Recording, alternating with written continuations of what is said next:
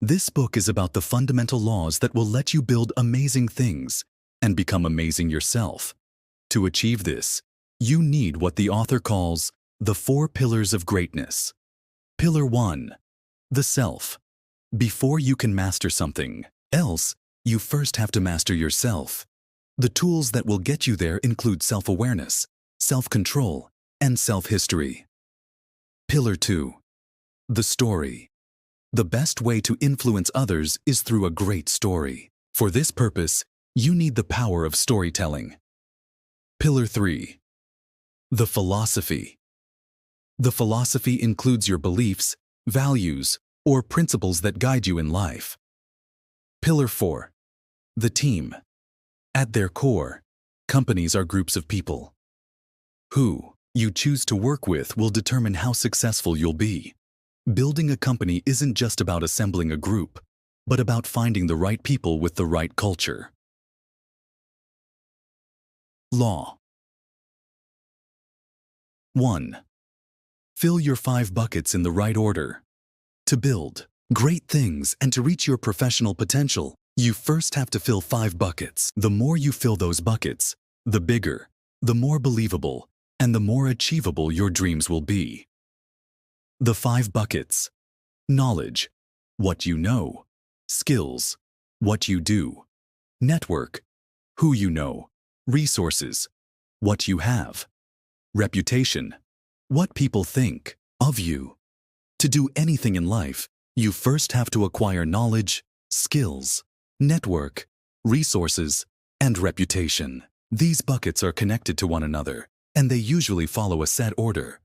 You first acquire knowledge at school. You can then apply that knowledge in the form of a skill. With enough knowledge and skills, you can grow your network because you become more valuable to others. Soon, you'll have access to various resources. Finally, everything you've amassed will help you earn a reputation. When in doubt, invest in your knowledge because the rest of the buckets depend on it. Our ego can get in the way, and it might tell you to skip the first 2 buckets. Don't listen to it because you'll be building a career on flimsy foundations. Delay gratification, be patient, and spend time and effort building your knowledge and skills. Knowledge and your ability to apply said knowledge, your skills, is a superpower. Regardless of what happens, no one can take your knowledge away from you. Law 2. To master it, you must create an obligation to teach it. To master any skill, you must create an obligation to teach it. This is the best way to advance your knowledge. By teaching something, you'll get feedback, you'll improve, and you'll create a community. This self-imposed obligation gives you something to lose, or, as the author puts it, having skin in the game. You might lose money or reputation, but stakes must be involved. Additionally, mastering something requires you to do it publicly and consistently. The more you do something, the more you improve. Simplifying concepts so that anyone can understand them is your ultimate goal. This is known as the Feynman technique, and it was named after the famous American scientist because he was able to distill complex ideas and turn them into simple concepts that even children could understand. If you can't do this, it means that you don't really understand the concept in question. The Feynman technique involves a series of steps. Learn. Research the topic you want to understand. Teach. Write the idea in a way that children can understand it. Share. Express the idea in a way that others can see it. Review. Determine if your idea was a success or not. Law. 3. You must never disagree. Any human relationship has some form of conflict. That conflict can strengthen or weaken the relationship. Healthy conflict happens when the people involved tackle a problem together. Unhealthy conflict happens when people fight each other. For the other person to remain receptive to your opinion, never start with a disagreement. Instead, start your refutation with what you agree on. Even if you're correct and have a lot of evidence, disagreeing first will cause the other person to turn off your opinion and will not receive your arguments. Law. 4. You do not get to choose what you believe. It's very hard to convince yourself or others that you believe something that you don't. The fundamental beliefs you have weren't chosen by you. As difficult as that's to accept, this means that your beliefs change and evolve too. Holding beliefs is our brain's way to preserve energy. Beliefs are a survival tool because they drive our behavior and tell us what to do under specific circumstances. Our beliefs are based on experiences and biases. The problem is that we often accept something as true, even if that's not the case. In fact, we don't have evidence for many of our beliefs. We often rely on our senses to determine the veracity of a given belief. You'd think that for someone to change their mind, they would have to get first-party evidence. But even then, they might reject it. To change someone's mind, don't suggest new evidence and tell them how this evidence will affect their lives positively. Also, don't attack people or try to persuade them. Instead, let them explain their beliefs to you. Soon, they'll realize how poorly they understand the subject in question, and they'll be more receptive toward an opposing point of view. This also works for limiting beliefs. By getting counteracting evidence, beliefs will change. You can confront your limiting beliefs by moving out of your comfort zone. Soon, you'll get the first-party evidence you need to change your mind. Law 5. You must lean into bizarre behavior. Leaning out refers to a phenomenon where you ignore situations that may be beneficial to you. This is refusing to accept new information, and it stems from something called cognitive dissonance. The psychological phenomenon describes the clash that happens between your thoughts and your actions. When this happens, you have two options. You either give up or you justify your behavior.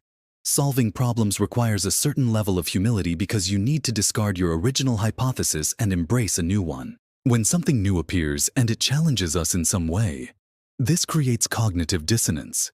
So instead of leaning in and listening, we lean out and attack it.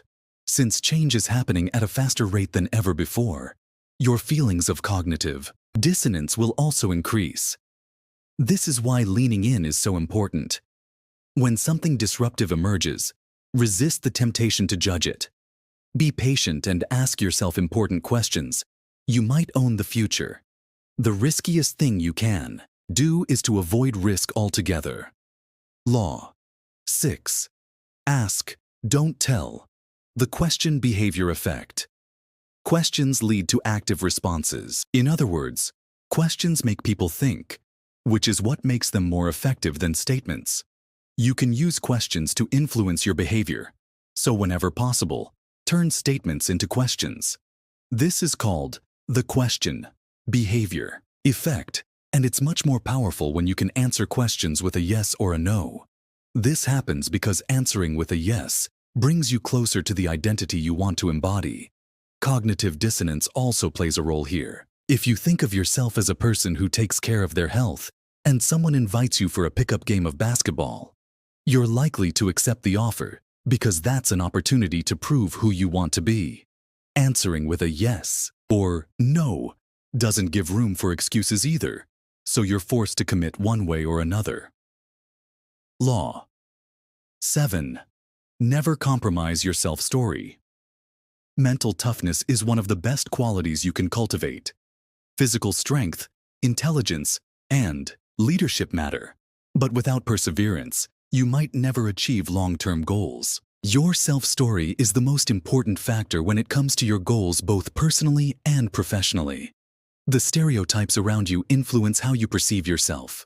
Who you think you are physically, personally, and socially is your self-concept. Your self-story evolves over time, and if you make it positive, you'll be more optimistic and more likely to achieve your goals. To create a strong character, take a look at everything you do. Without realizing it, you're always gathering evidence and you use that evidence to judge your own character. Every choice you make, as inconsequential as it might seem, contributes to your self-story. Pillar 2. The story. Law 10. Useless absurdity will define you, more than useful practicalities. Being different and embracing an absurd public story defines your values for you. Describing your business based on absurd qualities attracts people. When you do this, you let those qualities speak for you, and you don't need a marketing team or an advertising agency. To become a master storyteller, you must embrace absurdity. illogicality, costliness, inefficiency, and nonsensicality. The opposite is comforting to a certain extent, but it says nothing about who you are. Law 11. Avoid wallpaper at all costs. Habituation is a neurological phenomenon that lets us focus on what matters and ignore everything that doesn't. This explains why the human brain gets used to things. Your brain adapts and ignores certain stimuli to free up the mental capacity you might need for something else. Once you recognize something that helps you survive, you'll go on autopilot to obtain that trying, and you'll ignore everything else. Similarly, repeating a word over and over again makes it feel so confusing that it soon loses its meaning. This is called semantic satiation and is a form of habituation. This effect takes longer if the word, or image, since it also affects optical senses, has dramatic connotations. YouTube thumbnails that include worried or threatening faces will get more clicks because people are wired to pay attention to those expressions. Neutral faces, on the other hand, become wallpaper. The process of habituation also affects sound as well. If you're exposed to loud sounds for a while, you get so used to them you might fall asleep eventually. Likewise, you might also like something just because it's familiar. This is called the mere exposure effect, and it explains why we listen to the same song regularly. Just being exposed to something more often makes you think of it favorably. New things feel engaging, but old things feel repetitive. But what we need to like them is what some call the optimal level of exposure. This is a sweet spot between old and new, which explains why the market is full of remixes of old songs, video game remakes, and movie sequels. Finally, we also get habituated to smells. If you stench, you'll get so used to it that you won't notice it after a while. To go around the habituation filter, be specific and thought-provoking. Don't follow the same tactics that everyone else is using. Be different. Also, don't repeat things to make an impression, because this will lead to a semantic situation, and words will lose their meaning. If you want to make an impression, be polarizing. Whatever you do, though, don't become wallpaper. Law 12.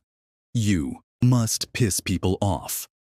One way to bypass the wallpaper filter is by using unconventional words and expressions. As Mark Manson's best-selling book, The Subtle Art of Not Giving a Fuck, clearly illustrates, cursing draws people's attention. To stand out, polarize people. You'll never stand out if people are indifferent to you or your work. Taking the safest path leads to mediocrity. So whenever possible, be slightly disruptive. For everyone that hates you, there's also someone that loves you. Don't overuse this tactic, though. People will get used to your message and it'll become ineffective. Again, you don't want to turn into wallpaper. Law 13. Shoot your psychological moonshots. First, a psychological moonshot is a small detail that significantly improves the perception of something. Uber, the biggest taxi app in the world, has its own team of behavioral scientists, psychologists, and neuroscientists. They found the main principles that affect the satisfaction of their customers. The peak end rule. We judge an event based on two moments, its peak and its end. Idleness aversion.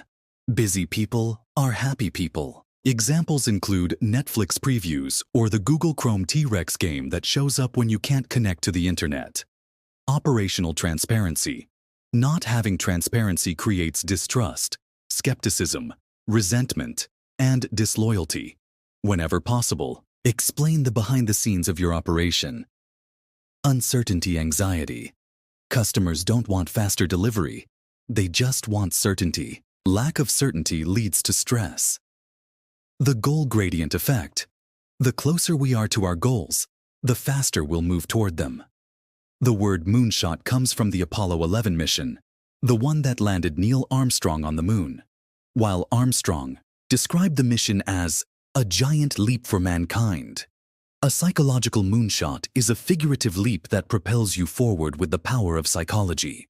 Psychological moonshots increase the value of your brand with cheap, small, and superficial changes. Law 14. Friction can create value. Sometimes, making an experience worse makes your customers want your products more. For example, energy drinks taste like medicine, but people buy them because they assume their chemicals are powerful. This is the case because humans are irrational in their decision-making. The product you create can be successful even if it doesn't make sense. Law 15. The frame matters more than the picture. The way a product is packaged or named influences our opinion and value of it. Sometimes, adding something valuable decreases the psychological perception of the product in question. Law 16. Use Goldilocks to your advantage. Anchoring is a type of cognitive bias where people focus on irrelevant information when making decisions. There are different types of anchoring, and the Goldilocks effect is one of them. This is when you show two extreme options, as well as one in the middle. The most expensive option seems luxurious, the cheapest option seems risky, and the one in the middle seems attractive and reasonable in comparison. In other words, the middle option seems like the best because it combines the benefits of the other two, providing options that range from cheap to standard to premium. You're telling a story that affects your customers and helps them make a decision. Law 17. Let them try and they will buy. Another cognitive bias is the endowment effect. This is when people overvalue something because it's theirs. This is why technological companies let you test devices before you buy them. This creates an ownership experience, and once you feel this, it's hard for you to let go of the gadget. Law 18. Fight for the first 5 seconds. When you tell a story to people, the first 5 seconds are important. You must captivate and surprise people through your stories. The first 5 seconds of your story represent the hook, and it must be clear, compelling, and promising. If you can't do this, people will tune out. The most common mistake is to introduce yourself or over-explain. When you think about the story you're going to tell, focus on your most indifferent customer. If you can capture their attention, getting everyone else will be easier. We are distracted easily, and our attention spans are decreasing steadily. This is why the first 5 seconds are so important. Pillar 3. The philosophy. Law 19. You must sweat the small stuff. There are advantages to paying attention to small details. Even if you're not the best at one thing, focusing relentlessly on small things can elevate your work and make it stand out. Behind some of Japan's biggest brands, such as Toyota, there's a philosophy called Kaizen, which means continuous improvement. Instead of making giant leaps, they focus on small, incremental changes. A lot of people ignore the Kaizen philosophy because they think that small things will never have an impact. Regardless of how easy some things can be, they can also be easy to ignore, which is exactly what a lot of people do. Not doing something seems inconsequential, but this compounds over time and the results can lead to disaster. The Kaizen philosophy also encourages people to be curious and motivated. While rewarding people with money for their ideas sounds good, in theory, this is actually called motivation crowding. In practice, it only serves a purpose in the short term. As soon as you pay someone to do something, that kills the fun of the activity. People are passionate about their hobbies because there's usually no money involved. Law 20. A small miss now creates a big miss later. Sometimes it's easier to continue on the path you're going on right now, even if it leads to mediocrity.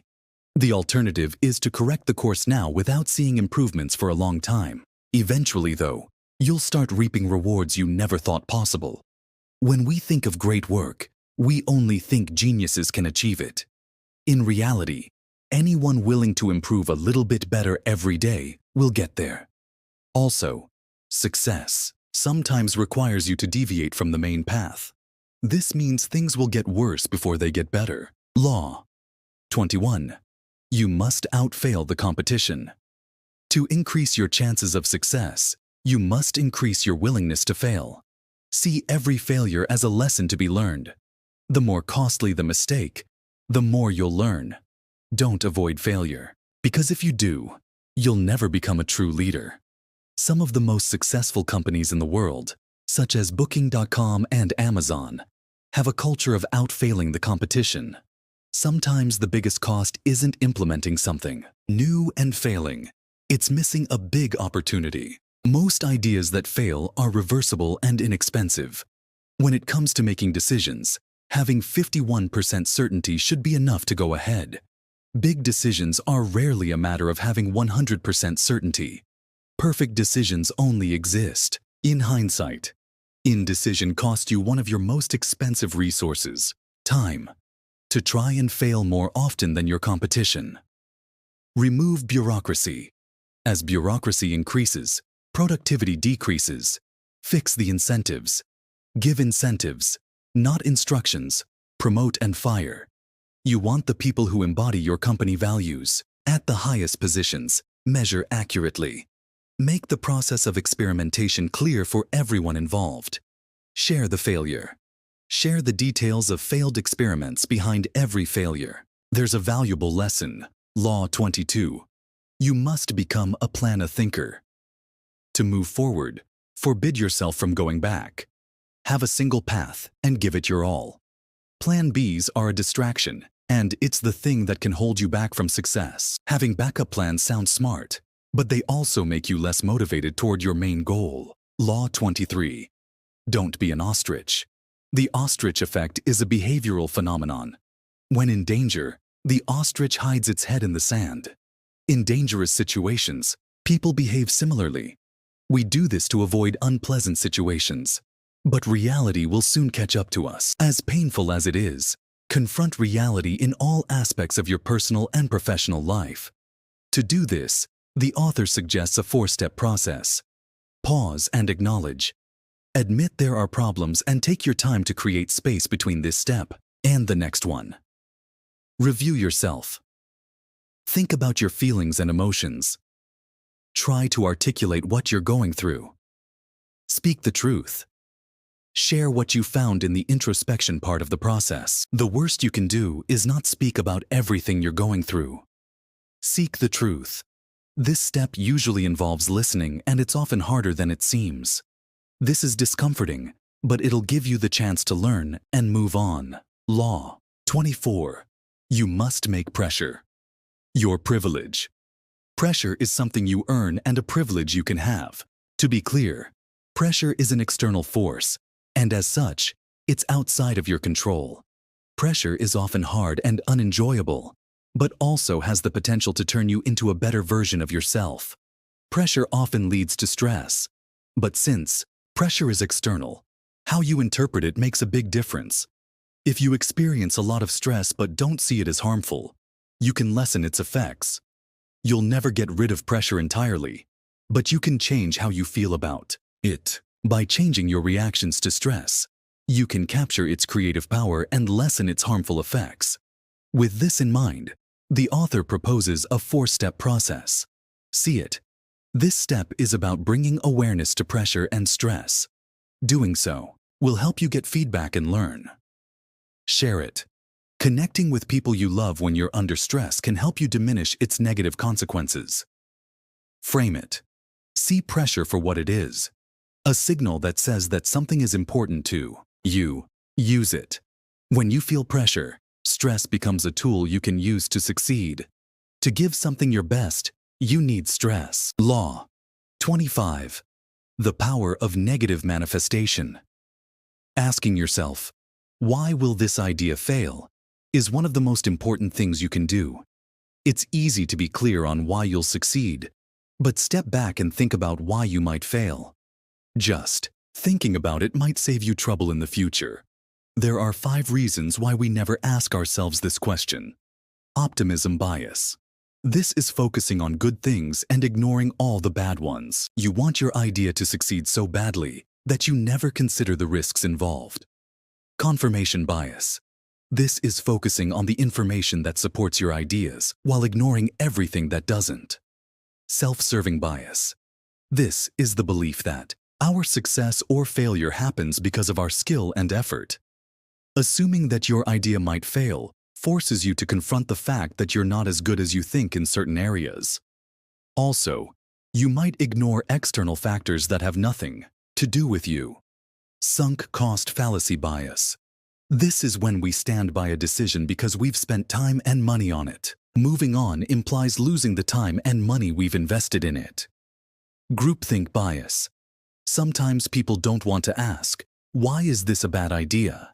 Because they don't want to express a different opinion to that of the group. Pre-mortem. The hypothetical examination that's the opposite of a post-mortem is a decision-making technique that encourages people to think about failure as soon as possible. The idea is to think about a project as something that has already failed, and you have to give reasons as to why that's the case. Applying this concept to your everyday life can be transformative because it reduces the possibility of failure. 2. Implement the pre-mortem method. Follow this 5-step process. Set the stage.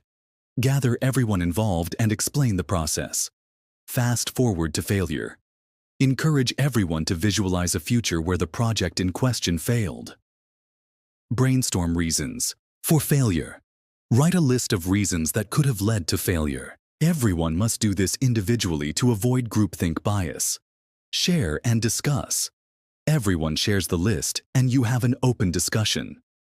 Develop a contingency plan. Once you've identified the potential challenges, you come up with strategies to avoid the dangers ahead. Note that this chapter isn't just about business. In fact, you could use the pre-mortem method in your personal life too, in order to address certain concerns early rather than late. The author suggests that you consider applying it to the following areas: choosing a career path, choosing a partner, making an investment. A successful person never shies away from having uncomfortable conversations. Law 26. Your skills are worthless, but your context is valuable. Bartlett shares 4 lessons about the value of skills.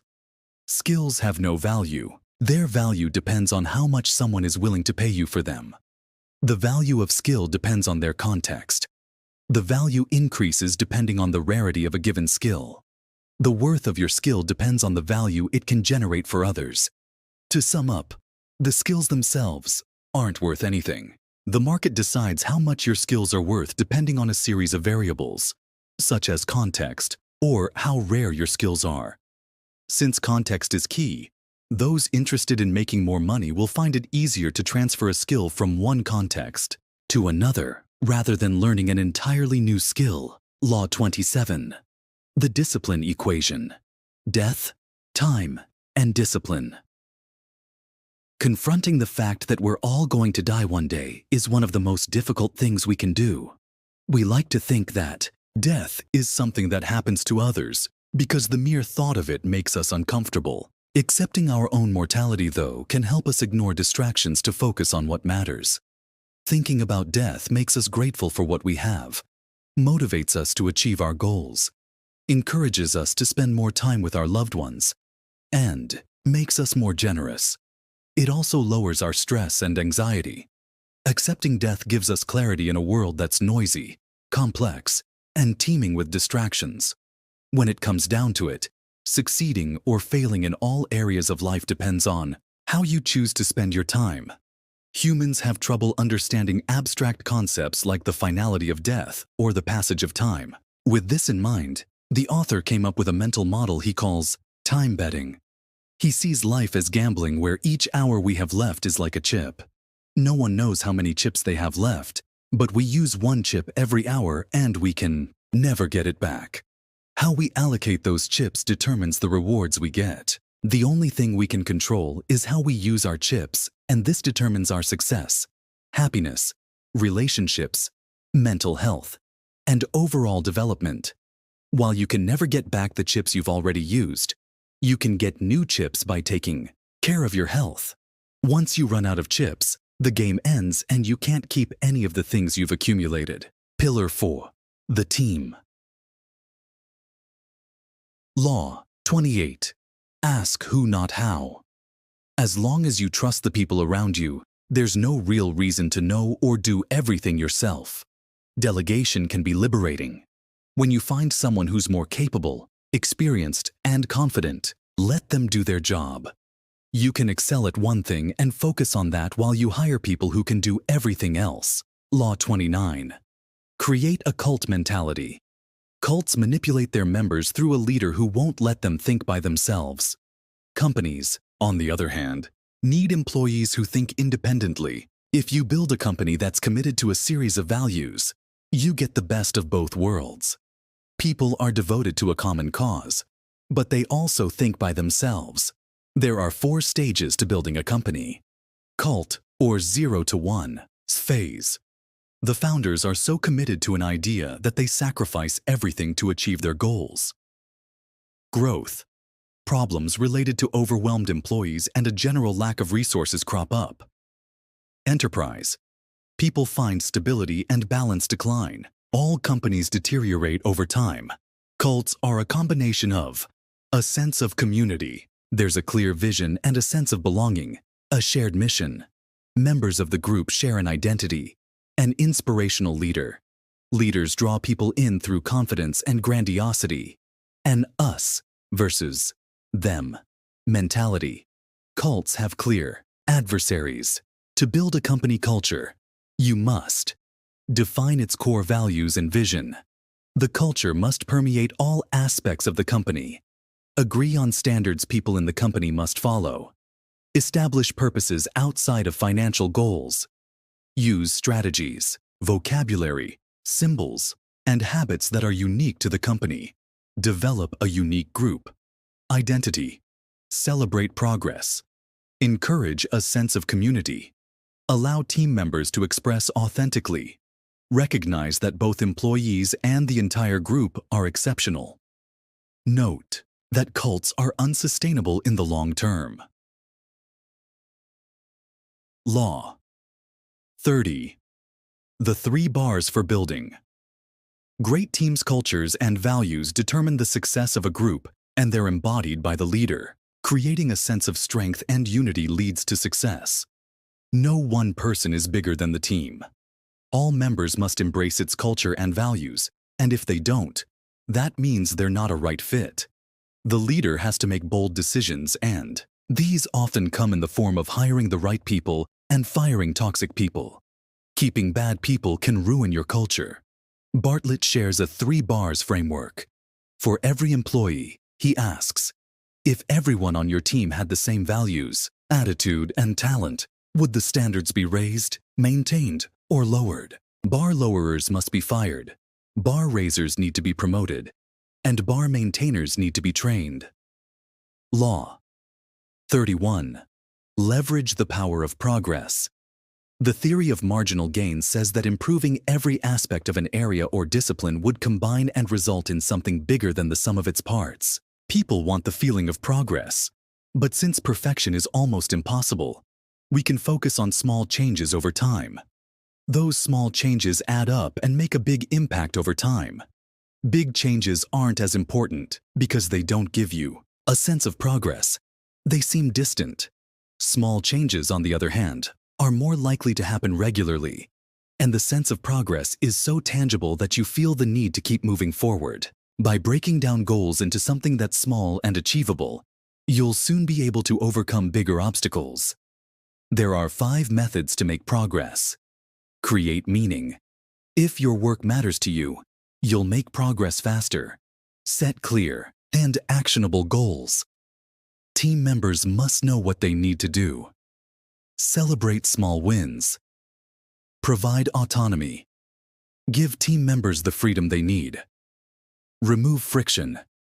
Get rid of all obstacles that stand in your way. Broadcast the progress. Recognize progress when it's happening. Law 32. You must be a consistent leader. There's no one way to approach leadership. To be a consistent leader, you must be inconsistent. Change your emotions as you see fit so that you get the best from every team member. You're not just managing a team, you're also managing emotions. Law 33. Learning never ends. This law emphasizes the unceasing need for learning and development for the success that is maintained. It highlights the need for the constant improvement of both the individual and the team levels. Through ongoing education, one learns that they can generate new ideas and overcome the obstacles. This is a technique to establish a culture of improvement, which, in turn, is used in the organization's progress. In conclusion, the Diary of a CEO offers profound insights into the journey of entrepreneurship, leadership, and personal growth. Through its laws, principles, and real-life examples, the book provides valuable lessons on how to navigate challenges, embrace failure, and cultivate success. Whether you're an aspiring entrepreneur or an established leader, the lessons in this book inspire you to be more intentional and strategic. Thank you for joining me today. If you enjoyed this summary, please give it a thumbs up, and don't forget to follow and subscribe for more bookish goodness. Until next time, happy reading.